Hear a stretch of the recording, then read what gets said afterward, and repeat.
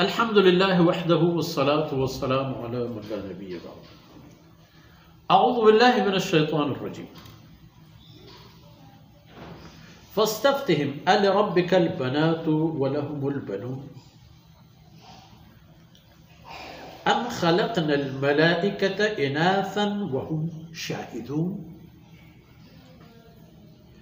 ألا إنهم من إفكهم ليقولون ولد الله وإنهم لكاذبون أصطفى البنات على البنين ما لكم كيف تحكمون.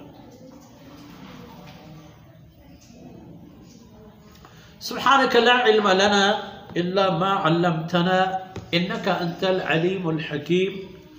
رب اشرح لي صدري ويسر لي أمري واحلل عقدة من لساني يفقه قولي واجعل لي وزيرا من أهلي رب زدني علما وارزقني فهما ثم أما بعد.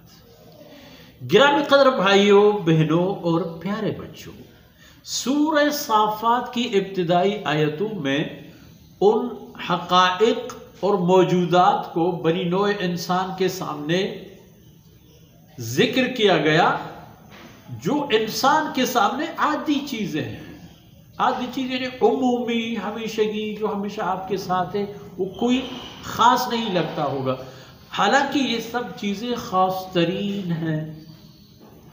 ملائکہ کرام جو تدبیر امور سے متعلق تھے، اور اللہ کی وحدانیت کی باتیں، اور اسی طرح کفار کی مشرکانہ عقائد و اعمال و ادوار و رفتار، اور اسی طرح لوگوں کے دنیاوی عقائد و اعمال کی بنیاد پر ان کے ساتھ آخرت میں سلوک، جنت اور جہنم کے تذکرے اور معاملات یہ آ گئے.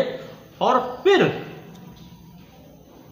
اللہ کے ان خالص بندوں کا تذکرہ بھی آیا کہ جن کے ماننے والوں نے بظاہر بے سر و سامانی کے عالم میں جیتا، اور ان کے مخالفین نے ہر طرح کی طاقت سے لیس ہو کر بھی ہارا. حضرت نوح علیہ السلام سے لے کر حضرت یونس علیہ السلام تک چند ایک اولو العزم حضرات انبیاء علیہ السلام کا تذکرہ آیا کہ توحید اور ایمان ان کے کیا نتائج ہوتے، اور شرک و کفر اور اللہ کے فرمودات کا انکار کیا عواقب و نتائج لاتا ہے. اب فرماتے ہیں یہ ساری باتیں ہو گئی. فاستفتہم، جناب رسول صلی اللہ علیہ وسلم آپ ان مشرکین مکہ سے پوچھیں جو آپ کے قرب و جوار میں ہیں، ان سے پوچھیں کہ الربک البنات ولہم البنون. یہ عجیب تماشا اور عجیب سا ایک فیصلہ نہیں ہے کہ اللہ کے لیے آپ لوگ یہ عقیدہ رکھو کہ اللہ کے پاس بیٹیاں ہیں، اور آپ لوگوں کے لیے بیٹی کا ہونا عیب ہے. آپ کے لیے چوائس یہی ہے کہ آپ کے پاس بیٹی نہ ہو، بیٹے پیدا ہو، لڑکے پیدا ہو. یا یہ بات ان سے پوچھ لینا ام خلقنا الملائکۃ اناثا وهم شاہدون، یا تو پھر ہم نے ملائکہ کرام کو جو تخلیق فرمایا، پیدا فرمایا، اور ان کو پیدا کرتے وقت اللہ فرماتے میں نے ان کو مؤنث پیدا فرمایا، مادی ہو پیدا فرمایا، تخلیق ہو گئی ان کی. اور یہ لوگ دیکھ رہے تھے ہے کوئی ایسی بات کہ ملائکہ کی تخلیق ہو گئی تانیث میں، اور تم لوگ گواہ ہو اس بات کی کہ نعوذ باللہ فرشتہ اللہ کی لڑکیاں اور بیٹیاں ہیں، ہے تو اللہ کے اولاد مگر مذکر نہیں مؤنث ہیں. فرمایا نا، ان کے پاس کچھ بھی نہیں. ارے معلوم ہو جانا چاہیے، معلوم باخبر ہونا چاہیے. انہم من افکہم لیقولون ولد اللہ، یہ لوگ اپنی خود ساختہ بکواس اور باطل عقیدے کے بلبوتے پر یہ کہتے ہیں کہ اللہ رب العزت نے اپنے لیے اولاد پیدا فرما دی. اور یہ بات ہے حقیقی بات کہ وہ انہم لکاذبون، وہ اپنی اس بات میں جھوٹے ہیں. اللہ نے کوئی اولاد رکھے ہی نہیں. اور پھر یہ بات کہ اصطفى البنات علی البنین، اللہ نے اختیار کیا، پسند فرمایا اپنے لیے لڑکیاں اور آپ لوگوں کو لڑکے دے دے. اور اپنے لیے او من ينشأ فی الحلیہ،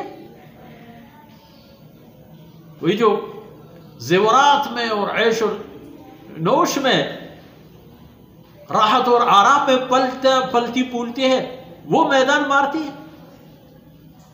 اس لیے تم اسے قبول نہیں کرتے ہوتے، ہمیں تو تلوار کی دنی چاہیے.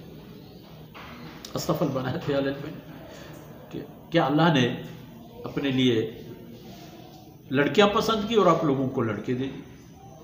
ما لکم کیف تحکمون، کیا ہوا ہے، کیسے فیصلے کر لیتے ہو احمقانہ قسم کے خود ساختہ فیصلے جن کی نہ کوئی عقلی اساس و بنیاد ہے اور نہ کوئی نقلی دلیل اور نہ کوئی وجہ.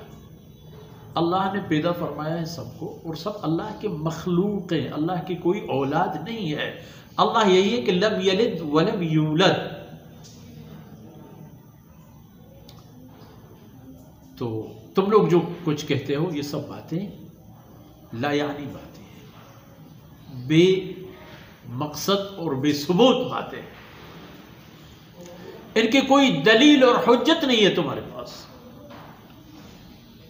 تو آخری آیتوں میں اس سورت کی دوبارہ رخ موڑا جاتا ہے اللہ رب العزت کی وحدانیت اور اس کی نازل فرمودہ شریعت اور احکامات کی طرف، تاکہ بنی نوع انسان کا رخ خدا کی بندگی کی طرف آ جائے اور آخرت کی سعادتیں انہیں نصیب ہو اور آخرت کی تباہی سے ان کے لیے بچنا آسان ہو.